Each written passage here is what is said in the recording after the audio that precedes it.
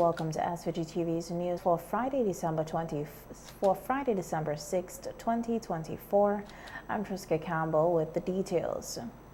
250 farmers from Agriculture Region 1 with spans from Richmond to Lomans Hill received production implements, farm equipment and irrigation systems on Thursday under the UBEC-SIREC SVG Food Insecurity Project. During the distribution ceremony, which took place at the Curtin's Hard Court in Barley, in his welcoming remarks, the Chief Agricultural Officer, Renato Gomes, noted that all stakeholders in the agriculture sector are committed to enhancing productivity and ensuring food security. He urged the recipients of the implements, equipments, and irrigation systems to put them to good use to support development of the sector. I know these are challenging times. We are facing climate change, and we took all this into consideration in putting this project together. So we look forward to working with you, the farmers, to make sure that we achieve our objective of food security, increase production, and increase productivity.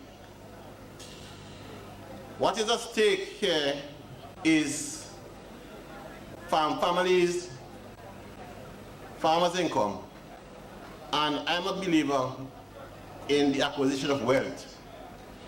So I hope this gesture by the government, because this is $10 million US at stake, reap the reward we are looking forward to. And I hope to see all of you marching towards the bank with a bigger set of cash. So I implore you to challenge my extension officers to work with you to achieve the objective we set out here today. And you know, I always say I operate an open door policy, and I think I can speak for the minister also. So if you have your challenges, and I know my officers are trying, but if you have greater challenges, you can always contact us. We'll work with you and get things done. In outlining the scope of the project, Interim Project Manager Roxanne John, who is attached to the Ministry of Finance and Economic Planning and Information Technology, explained that the project was originally intended to run for 1 year.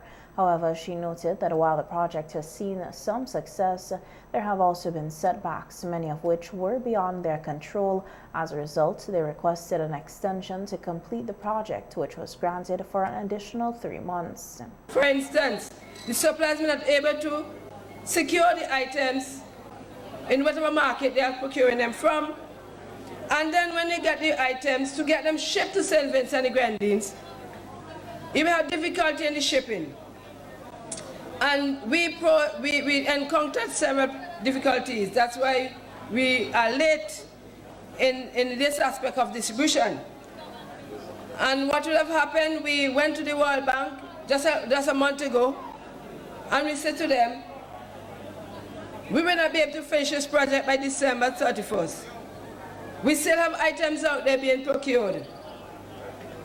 And the bank understands our circumstances, because this project, the UBEC aspect, the SOG aspect has also been implemented by Grenada and St. Lucia. They also encountered similar difficulties with us. And so we asked the bank to give us an additional 3 months on this project, which was granted. So this project will come to an end on March 31st, 2025.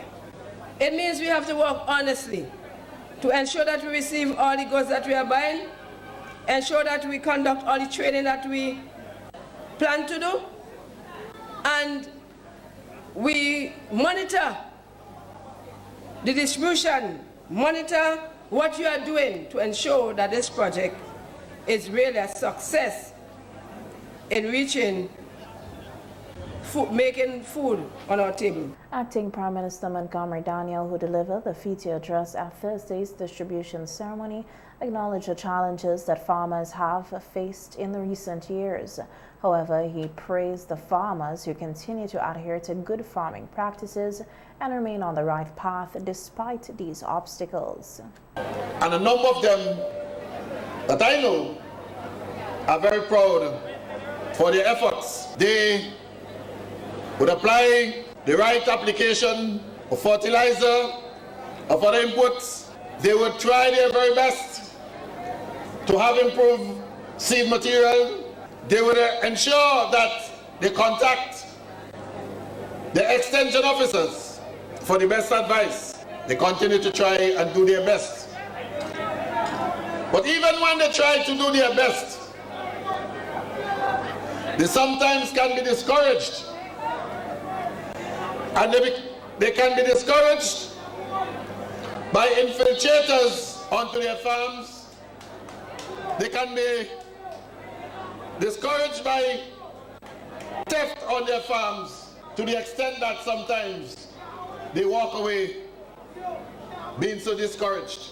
And so, understanding all of this, the government a few years ago would have rural constables to assist in improving the security of farmers all across St. Vincent and the Grenadines. This measure did not work to the extent of the objective that was set by the government.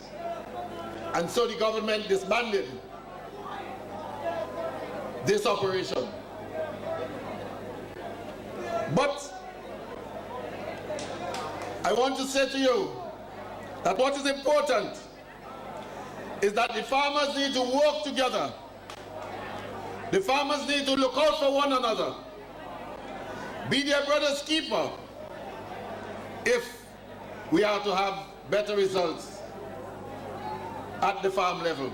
The UBEC-SIREC SVG Food and Security Project aims to mitigate the negative impacts on SVG's agriculture and fisheries sectors due to the April 2021 volcanic eruptions, the COVID-19 pandemic, the Russia-Ukraine war, climate change, tropical storms and droughts. The main objectives of the projects are increasing food production and availability to residents and visitors, improving economic and physical access to food by vulnerable groups, improving productivity, resilience and sustainability of the SVG production system, and improving the quality and competitiveness of fish, fruits and vegetables through targeted food safety investments. The project, which is financed through the loan from the World Bank, is being implemented by the Economic Planning Division of the Ministry of Finance, Economic Planning and Information Technology, with technical support and coordination by the Ministry of Agriculture, Forestry, Fisheries, Rural Transformation, Industry and Labor. Addressing the distribution ceremony at the Curtains on Thursday, Minister of Agriculture Siboto Caesar announced that the Cabinet had approved a list of 5,600 names of farmers, farm workers, boat owners and their crew members to receive $1,800 each by the end of this year. He informed the gathering that a list will be made available at a location in central Leeward where individuals can go to check if their names are included. Check the spelling, check your ID number, the farmer's ID number. If you have a passport, walk with your passport. When we had the hurricane, we sent around the entire country persons to assess the damage and loss. You remember that? And you filled out a pink form, some people filled out a blue form, some filled out a green form. Now the list went to Cabinet and we are going to make the payments on the cards.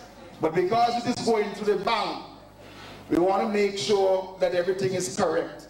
So listen out for the announcement tomorrow. I am trying to see by tomorrow afternoon we can get the list at a location. If you're from North Leeward, there will be a location in North Leeward, from Central Leeward. In every constituency, we will have someone there and you will know where to go to check. That is $12 million that the government will be giving out in income support. And I want to thank the Honorable Minister of Finance, Camilo Gonzalez, for the work that he continues to do as Minister to assist the farmers of St. Vincent and the Grenadines. On direct production support, CESA also stated that over the next 2 weeks, $2 million will be distributed to vegetable farmers, root crop farmers, and those who missed the first round of distribution. He thanked the farmers for their invaluable contribution to the food production, highlighting that St. Vincent and the Grenadines has been supplying a number of countries with food, and emphasized that this vital role must continue for years to come. And Wednesday coming, I will be taking another list to Cabinet for those persons who didn't get in the first distribution or the second one, so that before Christmas, we could assist all the farmers in St. Vincent and the Grenadines, so we go strong into 2025 to increase the production. There is a demand for food. Since the hurricane, we have been able to send the boat to Barbados only every other week. Before, the boat used to leave from St. Vincent and go to Barbados every Monday. Now it's every other Monday. And I had a discussion with the Minister of Agriculture in Barbados, and he said to me that it is his wish that from the first shipping day in December, that every week in 2024 remaining and every week in 2025, that we ship to Barbados. We are sending food to Trinidad and Tobago. We are sending food to Miami.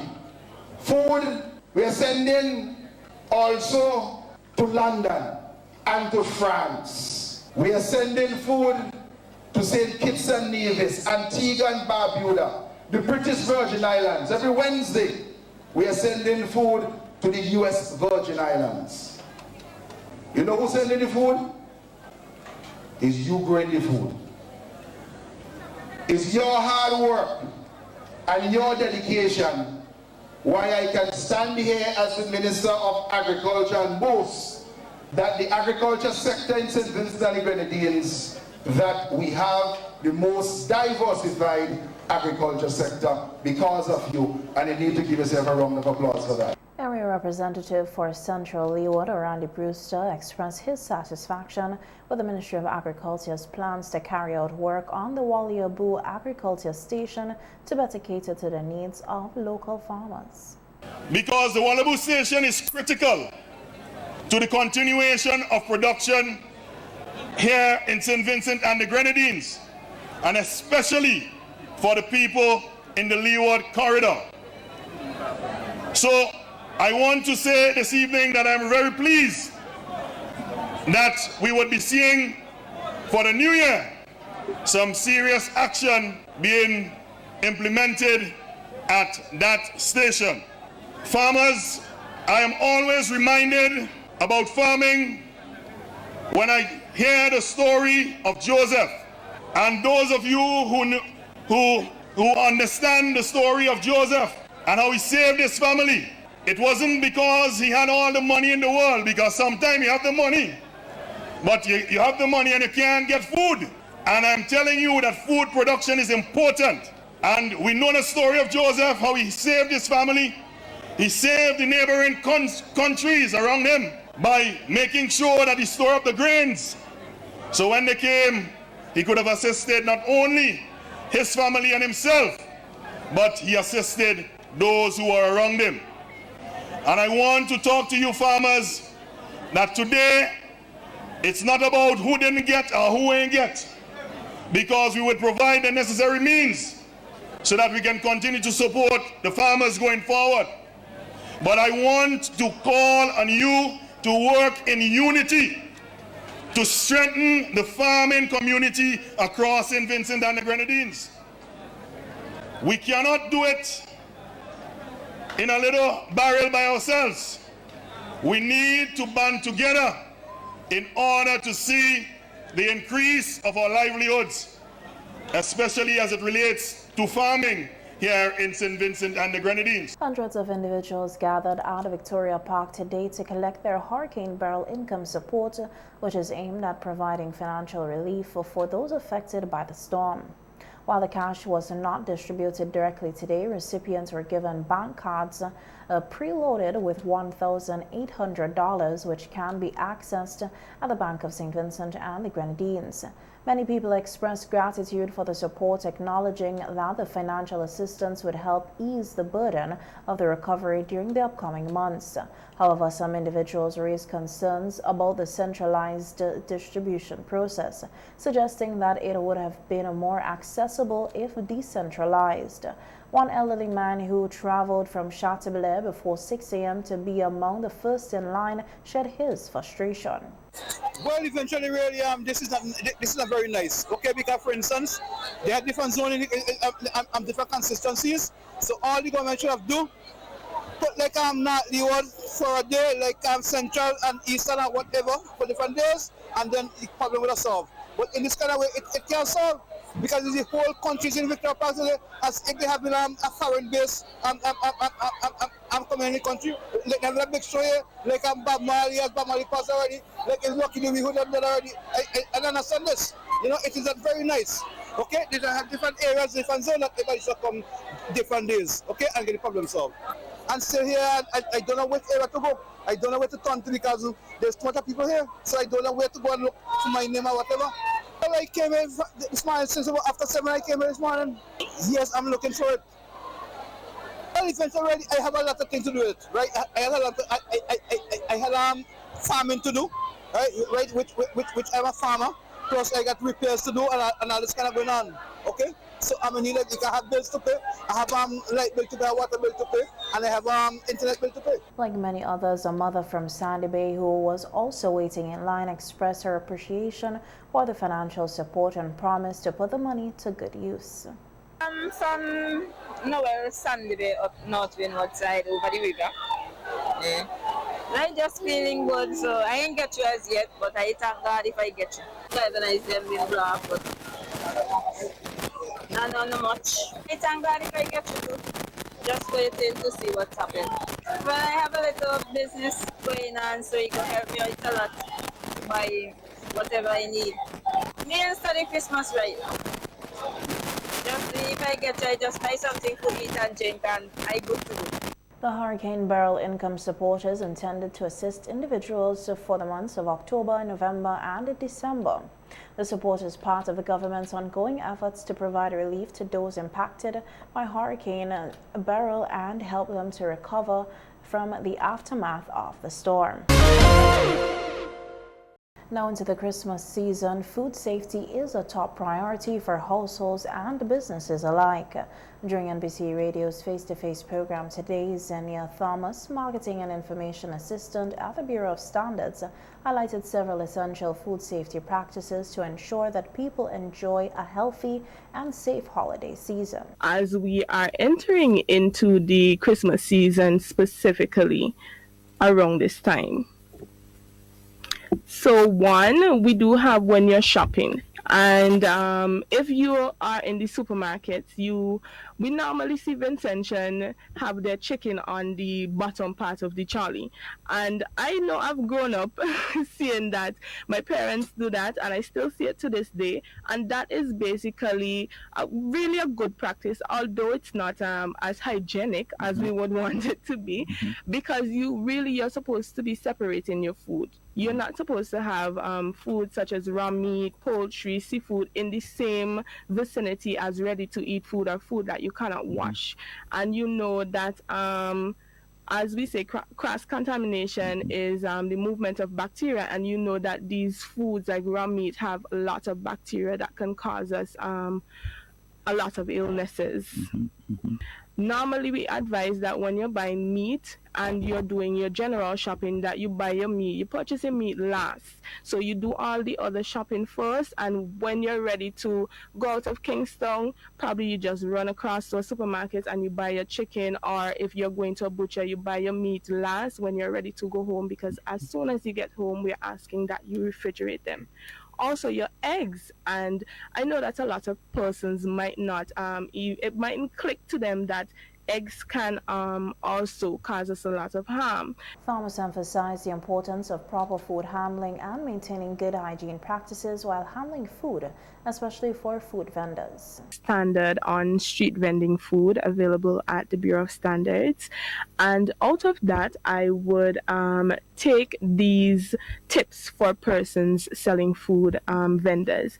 So washing hands. And that is one in itself, one of the major ways to stop cross-contamination or foodborne illnesses. Because as I said, cross-contamination can pass from person to person or person to thing.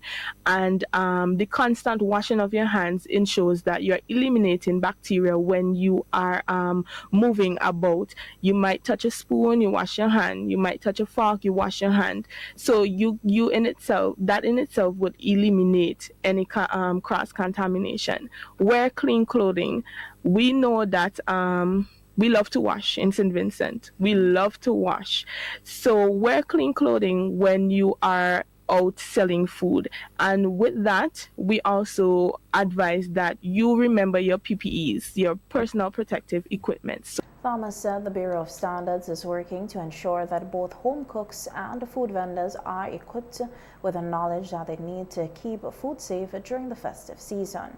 The Ministry of Health has launched a new health police initiative as part of their 12 Days of Christmas campaign.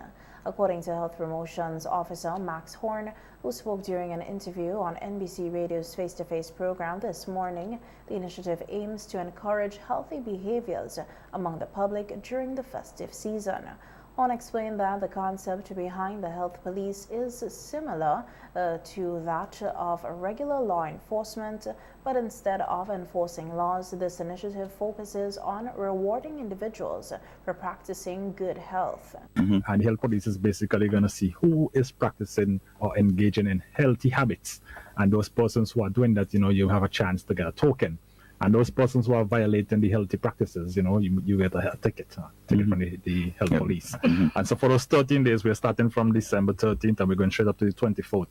And what we're going to look for is basically who are practicing healthy habits during the Christmas season. Your hand washing, your hydration, staying physically active, eating healthy snacks and foods, and eating and drinking in moderation. We know this is Christmas season. Persons love to eat and drink a lot.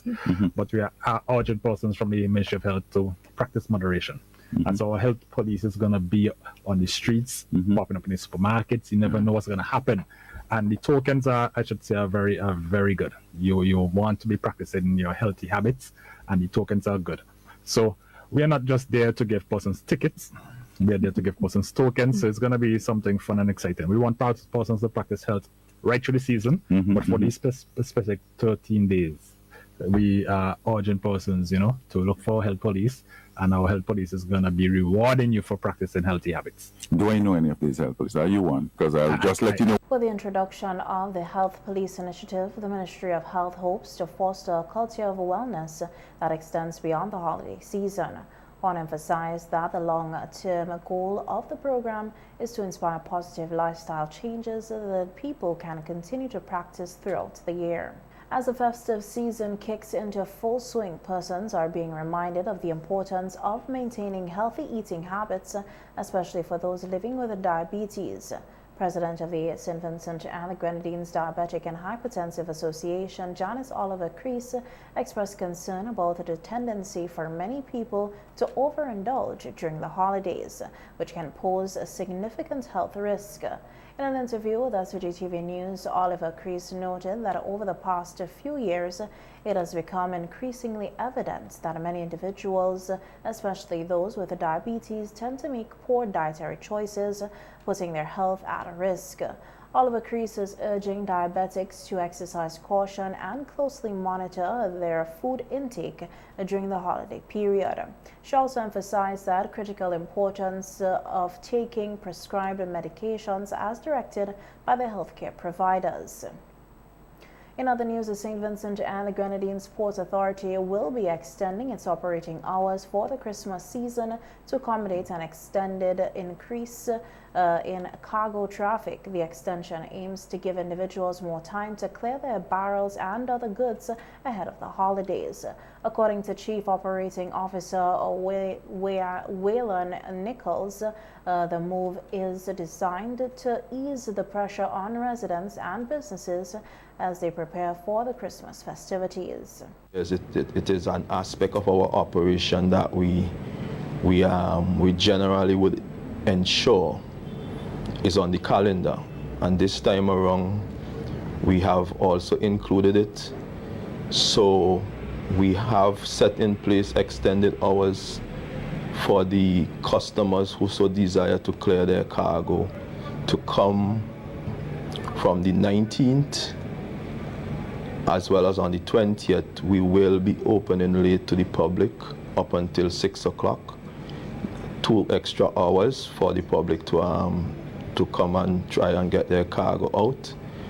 On Saturday, the 21st, we also will be opening late to the public up until 4 p.m.